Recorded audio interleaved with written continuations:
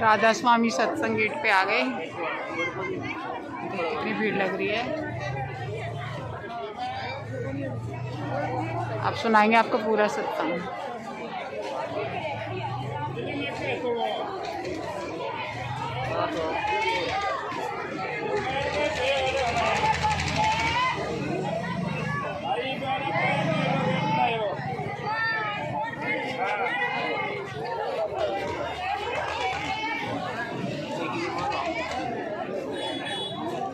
राधा स्वामी राधा स्वामी स्वामी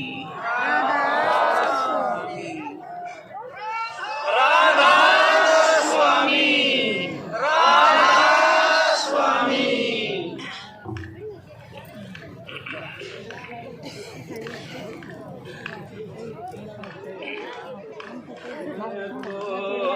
फंस गई ठगा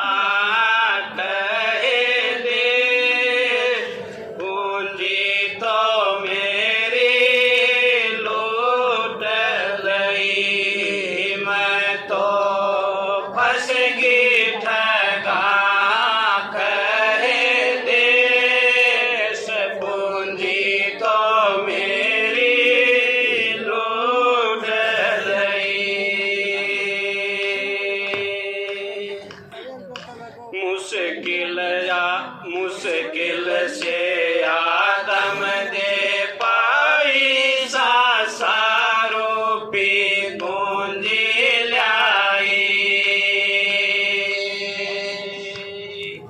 मुश्किल से आदम दे पाई सासारो पी पूंजी।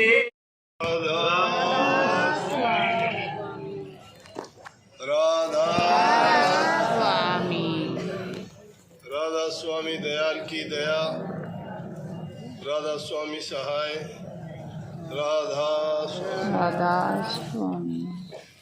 प्यारी साध संगतियों, भाइयों बहनों बच्चों,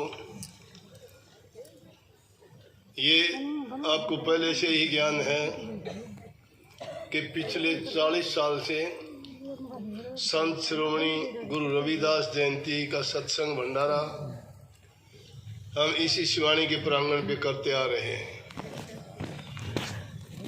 वो भूमि बड़ी पावन होती है जहाँ संतों के चरण टिकते हैं, संतों की वाणी कही जाती है, जिज्ञासुओं को जहाँ उपदेश किया जाता है।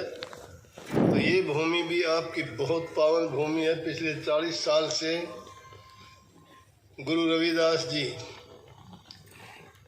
जिनको संत शिरोमणि कहते हैं, संत शिरोमणि की पदवी उन संतों को मिलती है जो सब संतों में उच्च पद पर होते हैं। ये 15वीं शताब्दी में एक ऐसा काल आया था जिसमें अनेक साधु संत महात्मा फकीर समाज के उद्धार और कल्याण के लिए प्रकट हुए और उनमें रविदास जी भी मुख्य करके थे। रविदास जी ने जो समाज कल्याण के, समाज हित के, जाति पाति के भेद को मिटाया और प्रभु की भक्ति में इन जीवों को बड़े सरल तरीके से समझा के लगाया। उनके जीवन से कई प्रकार की बातें, प्रकरण हमें मिलते हैं और उन्होंने बहुत अच्छी अच्छी बात कही है। पिछले जन्म में गुरु रामानंद जी के शिष्य थे ये, बाद में भी गुरु रामानंद जी के शिष्य हुए।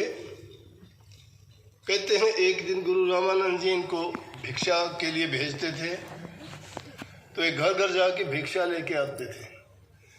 महापुरुषों की, महात्माओं की परंपरा होती है, एक घर से नहीं लेते, चाहे वो कोई थोड़ा थोड़ा दे, अनेक घरों से वो भिक्षा लेके आते हैं ताकि किसी पर वजन भी ना बढ़े और उसको प्रयोग करने वाले पर कोई उसका असर भी ना हो। ये बातें बड़ी ऊंची हैं, परंतु आज के युग में लोग भूलते जा रहे हैं। तो कहते हैं पिछले जन्म में जवान उम्र थी और गुरु रामानंद जी ने इनको भेजा भिक्षा के लिए। बारिश हो रही थी। निकलते ही आश्रम के पास में दो बड़े अमीर आदमी थे, गोटूमल और छोटूमल। बहुत पैसे वाले थे, बड़े लालची थे, बड़े स्वार्थी थे, लोगों का खून चूसते थे। तो जो आदमी दूसरे का खून चूसता है, दूसरे को दुख पीड़ा तकलीफ देता है, वो आदमी खुद भी पीड़ित होगा, उसको भी कष्ट होगा, बच नहीं सकता उससे। लेकिन समझने में बहुत टाइम लगता है। उस दिन क्या हुआ कि जो ही वो निकले, गली में कीचड़ था, बारिश हो रही थी और रविदास जी का पैर फिसला और इनकी टांग में बहुत गहरी चोट लग गई। ये कहीं जा नहीं सकते थे। उन्होंने उठाया इनको और उठा के कहने लगे, तुझे जितनी भिक्षा लेनी होती है हम यहाँ से ही दे देंगे, एक घर से ही। अब उनके घर का अन्न तो अच्छा नहीं था। कितनी बार आम सत्संगों में बात कही जाती है कि जैसा इंसान अन्न खाता वैसा मन हो जाता है। भक्तों के लिए, भक्ति करने वालों के लिए, आध्यात्मिक रास्ते पे चलने वालों के लिए उनका भोजन बिल्कुल सादा, शुद्ध, पवित्र होना चाहिए। लेकिन अगर वो हेरा फेरी से, चालाकी, 420 से, भ्रष्टाचार से या किसी दूसरे तरीके से लिया गया है तो वो खाने वाले को बर्बाद कर देगा। रामानंद जी ने पूछा, ये क्या? रविदास जी ने उनको सच्ची बात बता दी तो रामानंद जी ने उनको श्राप दे दिया कि तूने गलत किया है, इसकी सजा मिलेगी तुझे। 1 महीने बाद रविदास जी चोला छोड़ गए। चोला छोड़ने के बाद में जब पैदा हो गए एक हरिजन के घर में, रविदास समारा कहते हैं ना, उन्होंने जाति पाति के भेद को इतने सुंदर ढंग से मिटाया कि जात पात कुछ है ही नहीं, खून में कोई तब्दीली नहीं, खून सबका लाल है, एक खून है, सब उस प्रभु की संतान है, जाति का भेद नहीं है, रंग भेद नहीं है। और जो ऐसा करता है उसमें बहुत कमियां हैं, वो भक्ति के मार्ग पर सफलता नहीं पा सकता। गुरबिनिया उसकी माँ का नाम था, रघु उसके बाप का नाम था, अगला जन्म जो हुआ। लेकिन दूध नहीं पी रहा था। जब दूध नहीं पिया, उसकी माँ को चिंता हुई कि आज 4-5 दिन हो गए बच्चा दूध नहीं पीता। आप किसी से पूछ के भी नहीं आते, घर बैठे हो, कम से कम पूछ के आओ। दिल को दिल से राह होती है। संतों का जीव जो होता है, संत उसको अपने आप संभालते हैं। चाहे कितने जन्म बीत जाएं, कितनी योनि बीत जाएं, लेकिन संत अपने जीव को हर योनि में जाके संभाल के उसका कल्याण और उद्धार करते हैं। गलती होती है लेकिन उसकी गलती को सुधारते हैं, अगले जन्मों में सुधार देंगे। वही हुआ। उधर से तो रघु चला किसी महात्मा के पास, किसी ज्योतिषी के पास, किसी पंडित के पास। इन्हीं बातों में लोग फंसे हुए थे। तो जब वो घर से निकला, सामने से क्या देखता है, रामानंद जी चले आ रहे हैं। रामानंद जी उस टाइम में गरीबों के गुरु थे, गरीबों के। बड़े बड़े संत जितने भी थे, कबीर, दादू, पलटू, रविदास जी, चैतन्य महाप्रभु, मीराबाई, इनमें सब में अगर देखोगे तो रामानंद जी का अहम रोल था। लेकिन थे गरीबों के गुरु। वो चले आ रहे थे, रास्ते में रघु मिल गया। रघु ने पैर पकड़ लिए और कहने लगा, गुरुजी मैं तो एक काम से जा रहा था। बोले क्या काम जा रहे थे? कि इसी तरह बच्चा हुआ था, दूध नहीं पीता। कहने लगे शायद मैं इसी काम से निकला था आज, मेरा कोई उद्देश्य नहीं था घर से निकलने का, मैं घर से निकलाया, चलते हैं। जाके घर में गए, बच्चे को गोद में लिया, सिर पे हाथ फेर के कहने लगा कोई बात नहीं, अब तो दूध पी ले, अब तेरा ही जन्म में कल्याण कर देंगे। और उसने उसी टाइम रविदास जी ने दूध पी लिया, उसी टाइम दूध पी लिया। और रामानंद जी के पास रह के उन्होंने नाम की कमाई की। और नाम की इतनी कमाई की क्योंकि अछूत जाति, अपने समाज में जाति पाति का भेद बहुत पुराना, इसी जड़ें बहुत गहरी थी। छोटी जाति वालों को तो ये कहते थे कि इनको शास्त्र पढ़ने का भी अधिकार नहीं है, इनको शास्त्र सुनने का भी अधिकार नहीं है। इनको पूजा पाठ मंदिर में जाने का अधिकार नहीं है। लेकिन रविदास जी ने उस बात को मिथ्या साबित करके दिखाया। क्यों करके दिखाया? उनसे जब पूछा गया रविदास जी से कि आपकी जाति क्या है, उन्होंने कह दिया काठबांधला जात हमारी, इलाहाबाद के आसपास रहते हैं जात हमारी चमारा, आने जाने वालों की पनियां गांठता हूँ, जूतियाँ गांठता हूँ। छिपाया नहीं कि मुझे जो कुछ मिलता है इससे मिलता है। इंसान अपना काम करके जो खाता है, काम छोटा नहीं होता। नेक काम करके, शुद्ध काम करके, शुद्ध कमाई करके उससे जो भोजन खाते हो वो तुम्हें मालूमाल कर देगा। लूट खसूट का, चोरी कचोरी का, झूठ कपट का अगर तुम भोजन या कोई चीज लेके खाते हो तो कितनी भी भक्ति कर लेना बेकार चली जाएगी। रविदास जी ने जब उनसे पूछा गया, भाई रविदास जी या आप जाति को क्यों नहीं मानते? बोले कि प्रभु की कोई जाति है?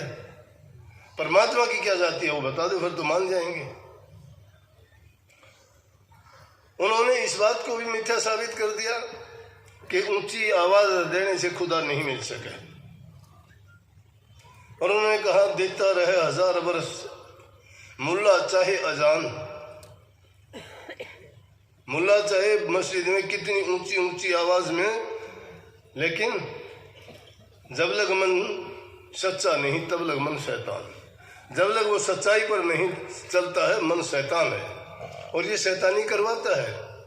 कितने ही ऐसे अवसर आए, पंडित लोग खफा हो गए, कहने लगे इनको अधिकार नहीं है जाति पाति, ये शास्त्र पढ़ता है, सत्संग करता है, जीवों को बहकाता है, इसको क्या पता शास्त्रों का ज्ञान नहीं है इसको। उन्होंने उस समय काशी जी के राजा के पास शिकायत कर दी। जाके शिकायत करी। अब काशी जी का राजा तो मुगल था और उसने सोच लिया तो दोनों बात तेरे काबू की आ गई। क्यों कि अब अगर रविदास हारेगा तो इसकी बेइज्जती और पंडित हारेंगे तो इनकी बेइज्जती, तेरी तो दोनों तरफ से मजे है। पंडित कहने लगे जी हमारे शास्त्र ऊंचे हैं, इसको अधिकार नहीं। वो कहने लगा जी क्यों नहीं है अधिकार? मुझे अधिकार है। इन्होंने तो तुम अपनी साबित करके दिखाओ। एक दिन निश्चित कर लिया, रविदास जी को कहा कि मूर्तियां लेके आओ मंदिर से। मूर्तियां लेके आए, नदी के उस पार मूर्तियों को रख दिया गया और पंडितों से कहा गया कि तुम अपने वेद मंत्रों का उच्चारण करो जो भी तुम जानते हो, और मूर्तियों को इस पार बुला लोगे तो तुम जीत गए। अगर रविदास जी बुला लेंगे तो ये जीत जाएंगे। अहंकार इंसान को मार देता है। दीनता, अधीनता, गरीबी इंसान को जीत दिलाती है। हार नहीं होती उसकी कभी भी। नैतिक हार तो उसी टाइम हो जाती है जब इंसान के अंदर अभिमान आ जाता है।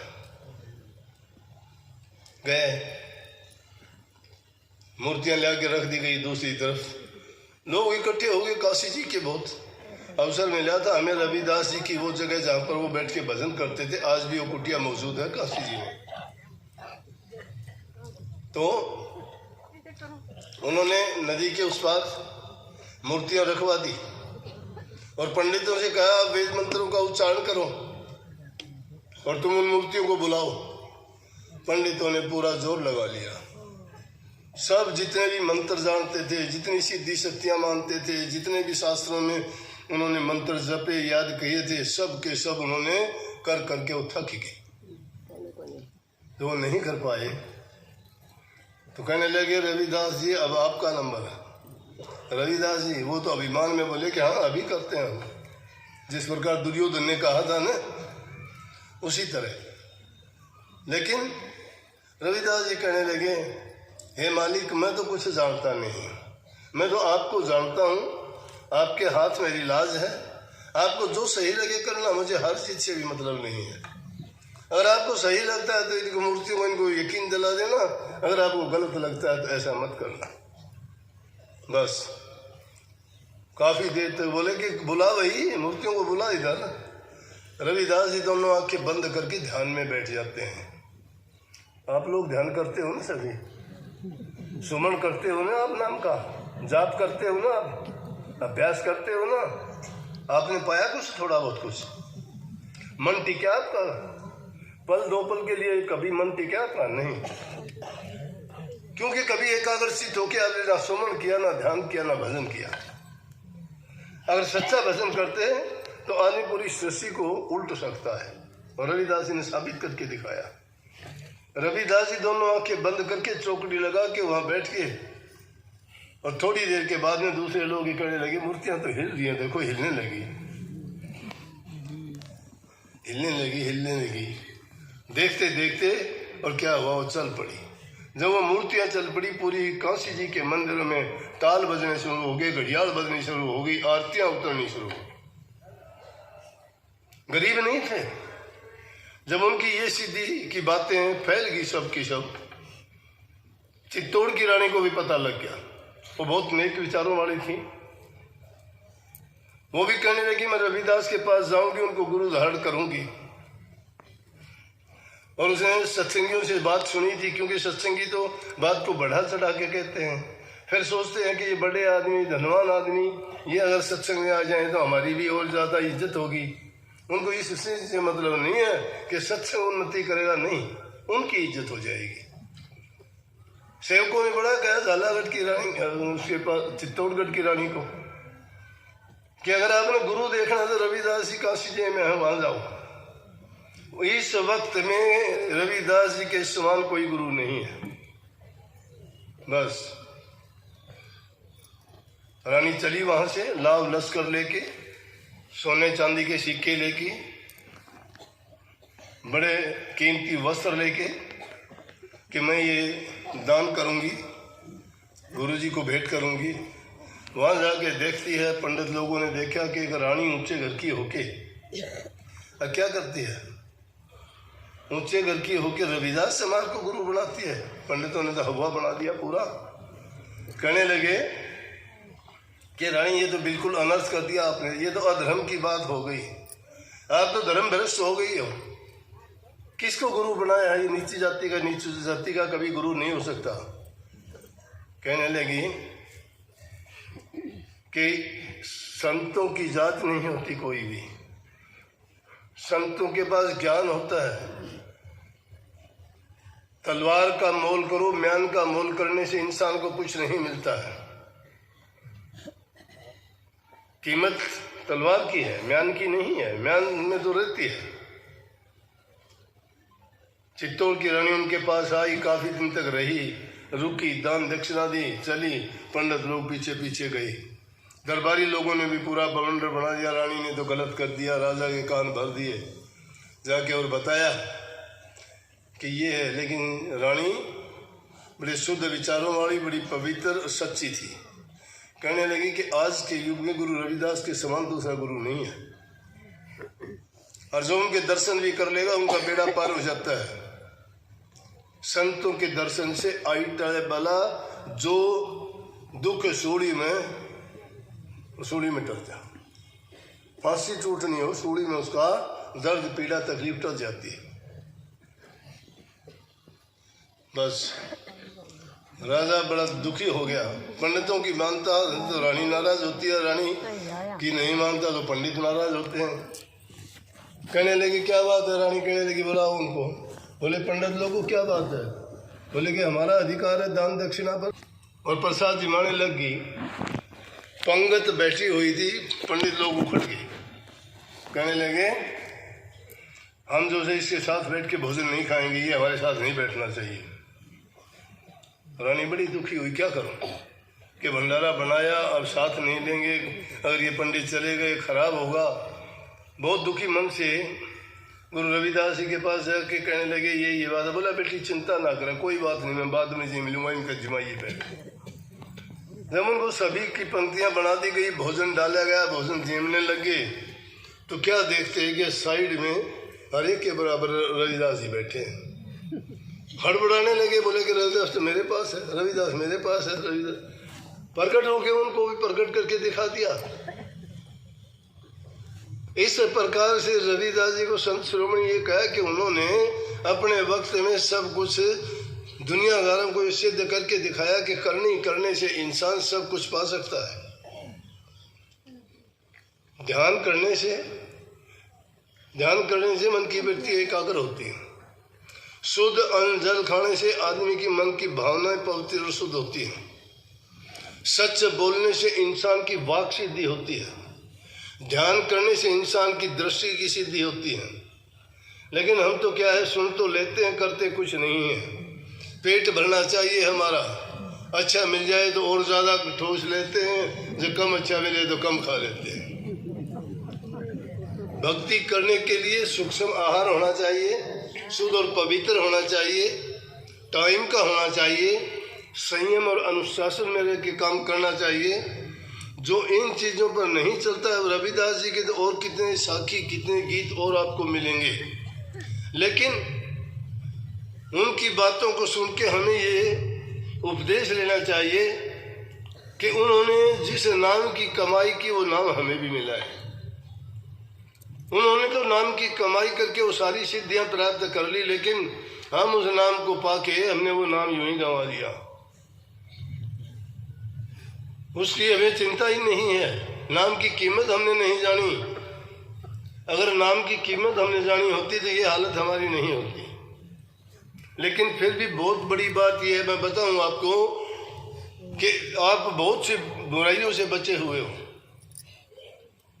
इस युग में इंसान दूसरे आदमी के काम आता है, दुख दर्द पीड़ा में दुखियों पर दया करता है, उनकी सहायता करता है, माँ बाप को सुख पहुँचाता है, उनकी सेवा करता है, गरीब भूखे को अन्न जल की जो सहायता दे सकता है वो देनी चाहिए।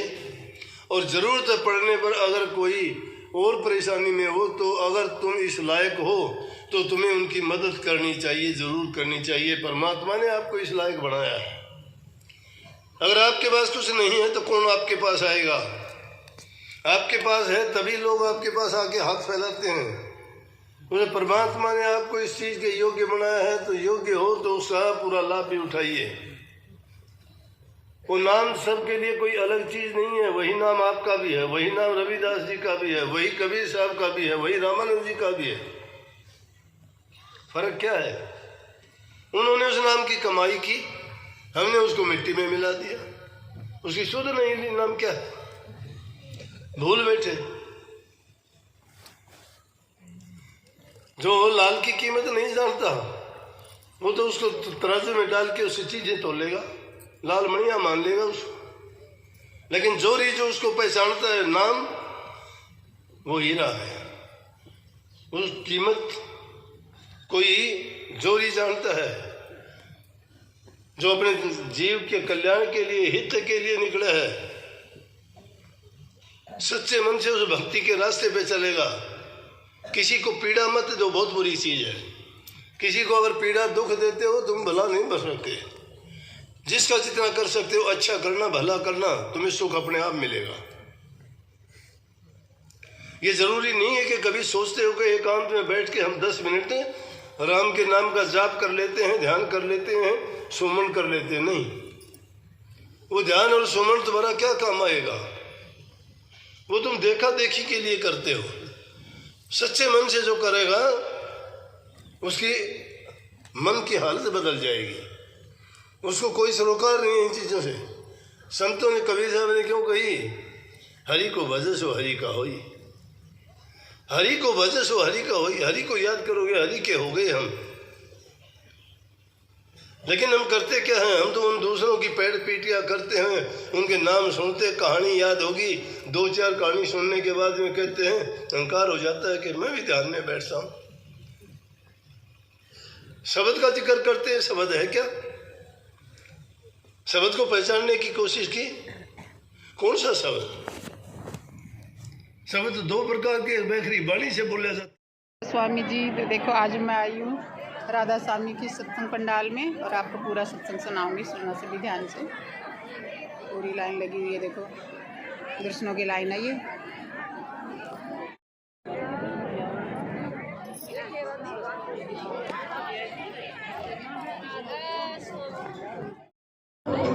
राधा स्वामी नाम बोलो, सुबह बोलो, शाम बोलो। राधा स्वामी नाम बोलो, जब भी जुबान बोलो। राधा स्वामी